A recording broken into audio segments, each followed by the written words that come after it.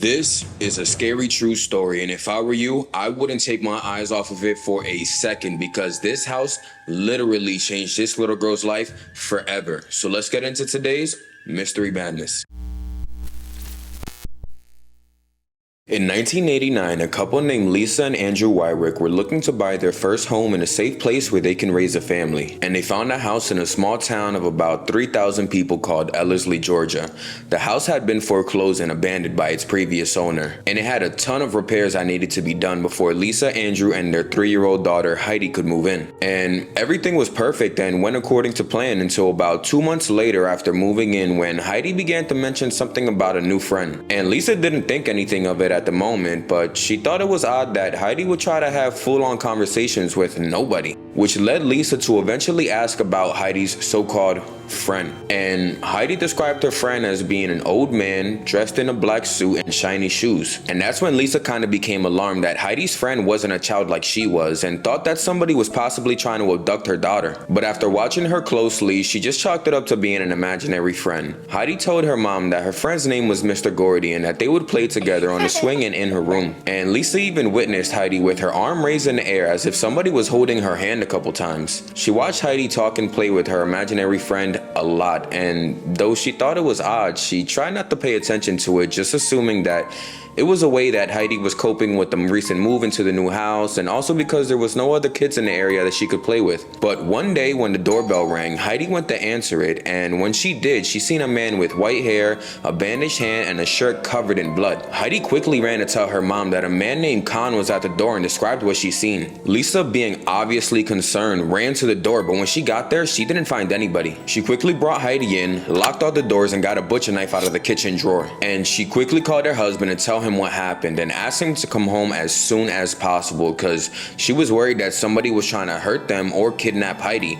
Either or, she was prepared for the worst. Andrew came home as fast as possible and searched the entire neighborhood for somebody who fit Khan's description, but he didn't find a single trace of absolutely anybody. Heidi said that at the time she thought that Khan and Gordy was the same person, so she thought his name was Khan Gordy, and that's when she started to ask everybody if they heard of anybody by that name, but nobody did. And so Lisa had a sister named Joyce, who at this time she ended up moving into the house right next door to them. And during one of their conversations, Lisa started mentioning to Joyce everything that was happening with the bloody man and Mr. Gordy. And so she knew Lisa was obviously concerned with what was going on, and it rang a bell because, as it turns out, a man named James S. Gordy was a former owner of Joyce's new house. Lisa was shocked. She said that when she seen Mr. Gordy's name on the deed, she was terrified because she knew that the previous owner were there years ago, so she knew that Mr. Gordy had to have been dead. And so Joyce offered to try and find out more information about who lived in the house prior to them moving in. And Lisa was definitely interested, so Joyce called the real estate agent who sold them the house and asked for the previous owner's information. And according to Joyce, she found out that the previous homeowner of the house next to the Wyricks was a woman named Catherine Ledford. And so Joyce reached out to them, and Catherine told Joyce that a man named James Gordy owned the house before them, but she confirmed that he did pass away earlier in 1974. She said that she knew Mr. Gordy when she was a small child and that he owned a real estate company in Columbus, Georgia for many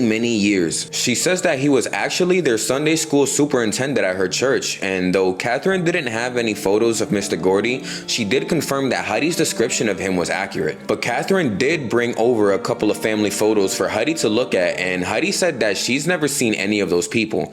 But when she got to the bottom, there was a little picture, and when she seen it, she quickly pointed it out, saying that was the bloody man with the bandage on his hand.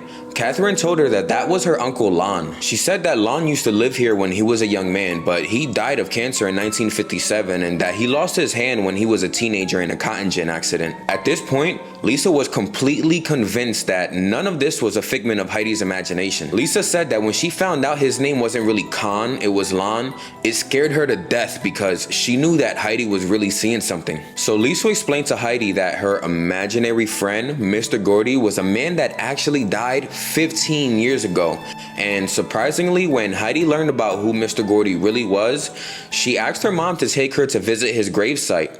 And so reluctantly she did. She brought her to where Mr. Gordy was buried in Columbus, Georgia, and when she did, Heidi seemed to know exactly which grave it was, even though she couldn't read at the time yet. Andrew and Lisa were kind of spooked with all the information they received, and they didn't really know what to do with it, so they ended up getting Heidi a dog to try and distract her from all the strange things that were happening. And Heidi loved the dog, but it really started spooking Andrew and Lisa even more when the dog started growling and barking into empty corners and hallways of the house. They said that the dog would do this pretty often, which made them feel really uneasy, but it wasn't long after they got the dog that it would run away and actually never come back. And as time goes on, both Andrew and Lisa would start having their own paranormal experiences. They said they would hear objects moving and doors opening and closing. Then there was one day when Lisa was watching Heidi play with a real friend in their living room, and while she was watching, she seen the chair get pulled out by something invisible and flipped over as if something had thrown it, and that completely shocked her. There was also some nights that Lisa said while she was laying in bed, she could hear somebody whispering her name. And that's when Lisa started looking for help and decided to ask her pastor about what was going on in the house. The pastor told her that there are no such things as ghosts, but apparently there are such things as demons. But unfortunately, the family didn't have enough money to be able to move from their new house, and a couple years would pass when Lisa became pregnant with another baby in 1993.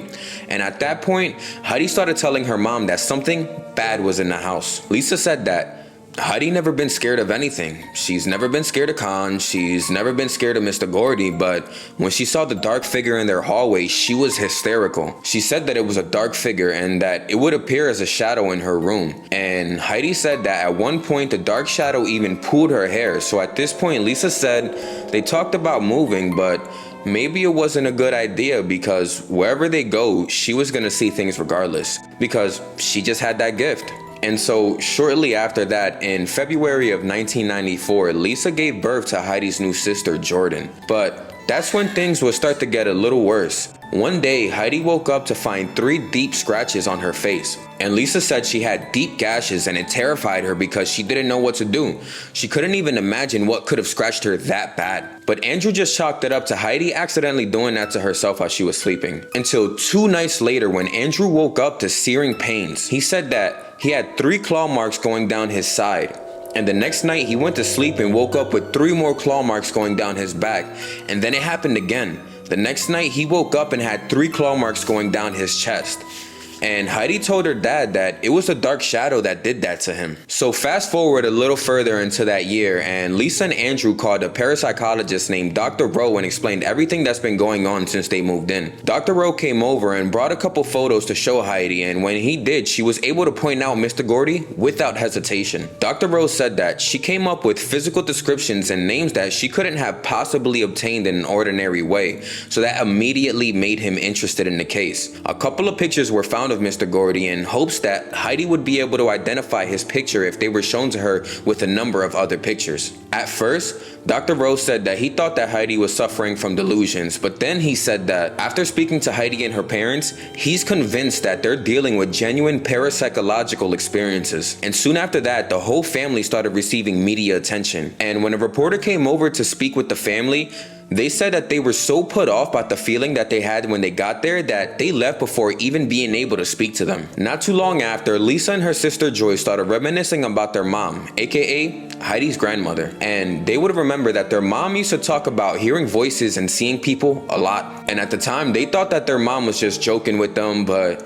maybe they were wrong. Maybe it was something that possibly ran in the family. But shortly after that, Joyce and Lisa both started to have even more paranormal experiences. When Heidi's sister Jordan was about 3 years old, Lisa noticed that she started playing with an imaginary friend. And when Lisa asked Jordan about it, she said that her new friend was a little girl. But Heidi told her mom that it was okay because the little girl was friendly. But of course, that didn't make Lisa feel any better, so Lisa would call Dr. Roll again and he would connect Lisa with a well-known psychic that would eventually make their way to their house. And the psychic told Lisa that she immediately sensed a little girl and a spirit that she believed to be Mr. Gordy, but also told Lisa that there were 3 more dark spirits roaming in their house. But Lisa wanted a second opinion, so she called another psychic who also told her that she had 3 demons living in her house. And she also said that one of them them was trying to live in Jordan's room and that the other one was trying to attach itself to Heidi.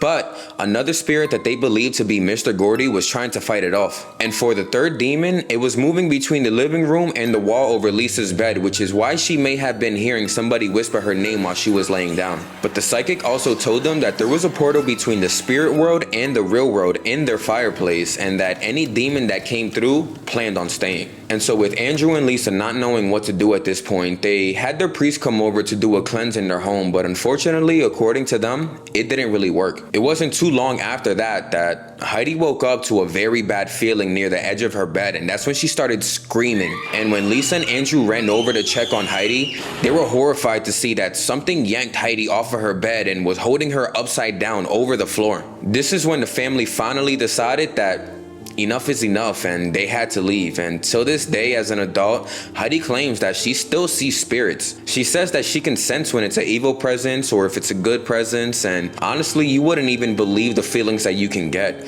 She says that she's been literally sick to her stomach. And she also says that when she was younger, up until her mom told her that Mr. Gordy died, she didn't even know that he wasn't a real person. She said that she would see him every single day up until she was about 8 years old. And despite the craziness of this story, Heidi actually lives a pretty normal life now. She claims that she hasn't seen Mr. Gordy in years, but she claims that she still sees the mysterious dark shadow and other spirits, but she's gotten so used to it at this point that it really doesn't bother her that much anymore. She eventually got married, and after all of the attention from the media, she was able to connect with other people who actually have similar experiences. But that's gonna wrap it up for today's Mystery Madness, and if you want to hear another story even scarier than this one, watch this video over here.